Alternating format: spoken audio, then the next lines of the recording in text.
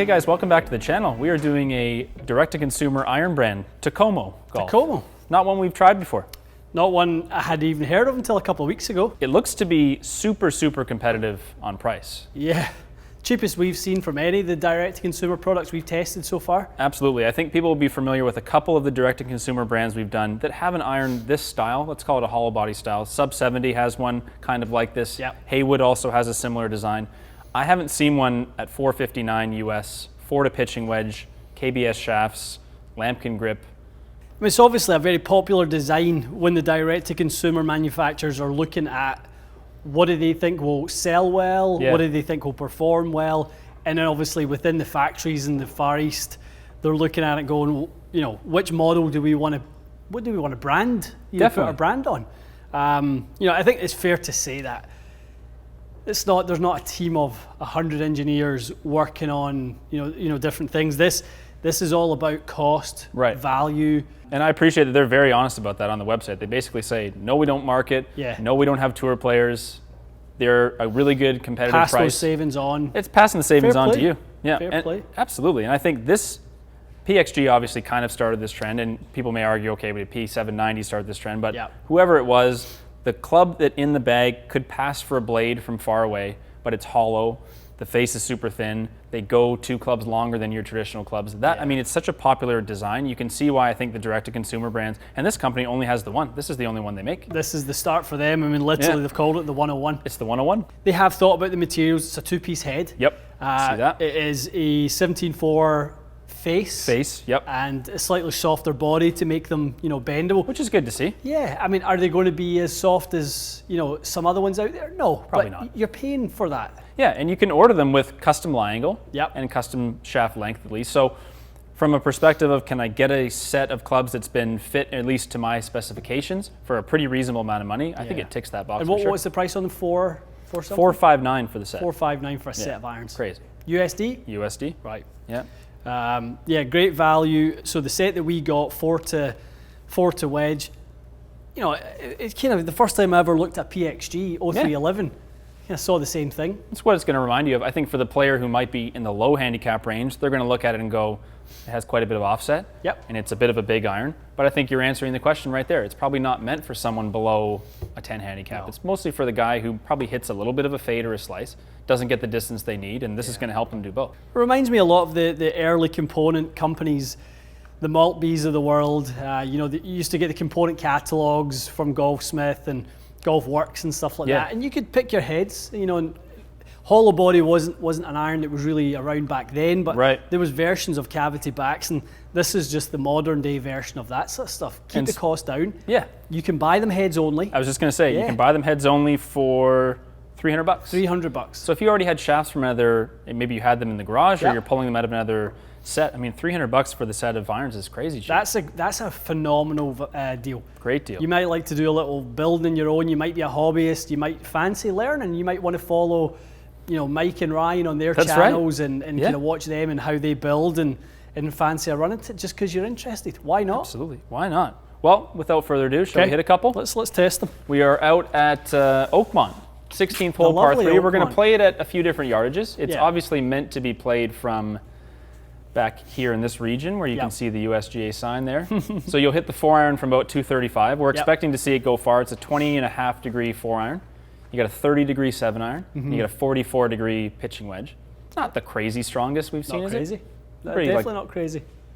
Yeah, I'm curious to see how they fly and also how they feel. Yeah. You know, do they still feel decent? Do they feel cheap? Do they feel premium? That's the thing. For that amount of price, I think most people will go, well, there must be something going on there. So let's find out together. Okay. So I'm going to put you on the walking path with the wedge because there isn't a tee box up there, but you'll manage. Yep. Still a good lie.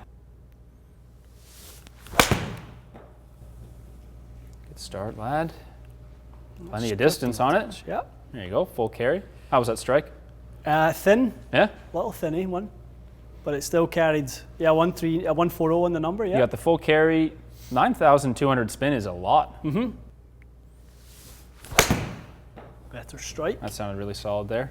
It's going to sail over the pin. Yeah. This to me is what people are looking for. You're making very smooth swings. You're comfortably hitting that close to 10 yards further than you'd hit your own pitching wedge. Yeah. Yeah, 136 to 138, you know, depending on kind of what I'm feeling like is my numbers. So that sounded reasonably soft to me also. Yeah, that was okay, wasn't it? Not fine. I'm not hearing a ton of click. I mean, is it as soft as your Miura's? Probably not, but swing. It doesn't look like you're fighting like a pull or an overdraw with it. There is obviously quite a bit of offset, but I think people assume, oh, there's a bunch of offset on that. I sometimes pull the ball. I can't possibly try it. Yeah. I'm not seeing that from you. I would have no issues with kind of the flight on any of those. There's a welcomed jump in distance, which is kind of the person who buys this iron will be hoping that they get that. I don't have to go 100% at my pitching wedge. I don't have to strike it perfect. I can still get my carry yardage in, probably more than you're used to. You might be coming out of an old set of irons with more traditional lofts and looking for a little help and a little added bump in the distance, a little horsepower. Yeah. You know, you might be downgrading, you know, your handicap might be going the wrong direction. You want a bit of help for a while and stuff like that. Absolutely. All those reasons, plenty of them. Tons of reasons. Okay. Well, I tell you what, good start with that wedge. Let's get a couple sevens. So I'll move you back. You're kind of on the front tee deck at this par 3 now. I'm putting it at 195 based on the loft and based on how easily you got 148 out of that pitching wedge. Yeah. I think this is probably close to a 200-yard club for you. Yeah, no, I mean, that's quite hard to believe, to be honest. Crazy, but it probably will be, right? Yeah. It's a good sound there. It's a good sound. Actually got a little bit of fade to it. Aggressive line. No problem going. That carried 198, I think. A lot of speed. I think you probably say this is around where your 6-iron sits in your set? Yep. Yeah, I mean, a real good one. That sounded even better. Swing, that one. Oh, that's going to fly too, by the look of it. You know, very similar in terms of the ball speed and the spin rate on those last two. That's actually good to see, yeah. So you felt like you kind of pushed the first one and maybe faded it just a slight bit, maybe not the best strike. Same ball speed, almost the same spin. Almost identical. Almost the same carry. Nice. It's all over it. That's a very pleasant iron to hit. Yeah, it really looks like you're having no trouble at all. I don't think those numbers are exactly what people would expect from an iron like that. You hit 4 balls. They all carried within 1 yard of each other. 1 yard of standard deviation there. Yep. Spin rates were almost all exactly the same. Launch angle almost exactly the same, and ball speed within a mile an hour. That's really cool. I think people will look at the spin rate and ask, okay, 5,300 on a 7-iron, is that low? Yeah, it is, but the total height was plenty. And important to say, if you had to use something like, I don't know, a TP5X, maybe you would start to see balls that knuckle too much, but I think you kind of got ahead of that and you said, okay, we're going to use a Pro V1X. Yep. You need a bit more spin. There's tons of speed on these. You ended up with a pretty balanced flight, and you ended up with the point of the club is to hit it a club further, and that's what you're doing. Exactly. I kind of think about people my age. So I'm 37. I grew up in what I would call the Big Bertha era. X12s, X14s, that sort of shape. When I look down at these irons and as they progress, especially this long iron, I'm seeing like very similar neck shapes to like that type of thing. My era or sort of that age group is probably the age group that would have left golf to follow their professional careers, go off and do it, and probably are coming back to it now. They might be pulling out a set of Big Berthas or something from the closet, you know, TaylorMade, you know, Fire Souls or something, right? Those types of clubs. And they don't really want to throw a ton of money into golf because they're just getting back into it. That's who this is for. That's a great take on that, I think, absolutely. Yeah, because you want to update your equipment. I think they'll know that those old TaylorMade Fire Souls, yes, they have a similar shape, but they're not going to produce ball speed like these are. They're not going to be as forgiving. But then you think, oh God, I just looked at the new TaylorMade irons. They're $1,600. Yeah. I'm not going to do that. That's crazy. I just want to find out, do I want to play golf again? Am I going to enjoy this? You're absolutely right. For $459. It's a phenomenal deal. So far, so good. It's good. All right, let's see some rockets. Some full rockets from the back of the tee deck here. I'm going to give you as long as this hole has because you're hitting every single iron so far solid 10 to 15 longer than usual. Yep. So 235 is the full treatment here. Boy, that sounded good. Oh, that sounded and is very good. 235 on the fly without any issue. What could you possibly say bad about any of that? You're basically hitting a driver efficiency. Yeah. You got almost as much spin as you could possibly want on a 4-iron. Yeah. High threes. You flew it a solid 10 to 15 further than your own 4-iron. Yeah, I couldn't say anything bad about that. I mean, that is the launch conditions on the standard draw, and it also gives you plenty of scope to hit it slightly up. If you want to hit it the other way, you'll hit it a degree, 2 degrees higher, spin it 400-500 more, get it to land softer should you need to do that. I was just going to say, but for your standard draw, 111 feet in the air. It's good. Coming down at 45 and a bit angle. Yeah. It's about as good as you need. That's nice. That's moving left to right. That's perfect. Perfect. Very user-friendly, Matty. It still almost flew the full distance even with a fade, didn't it? Yeah, that's really nice. A little bit more spin on that, and you can just see it's moving subtly left to right. It's good to see. I mean, even with the club that people will look at and go, okay, it's very game improvement. It's kind of offset compared to what I might be used to. It doesn't mean you cannot hit a fade with it if you want to play a fade with it or you want to hit different shots. It's there. You know, these irons have proven themselves to be, you know, I mean, obviously we're doing Takomo here, but regardless of the logo, right? They're good irons, they're good value.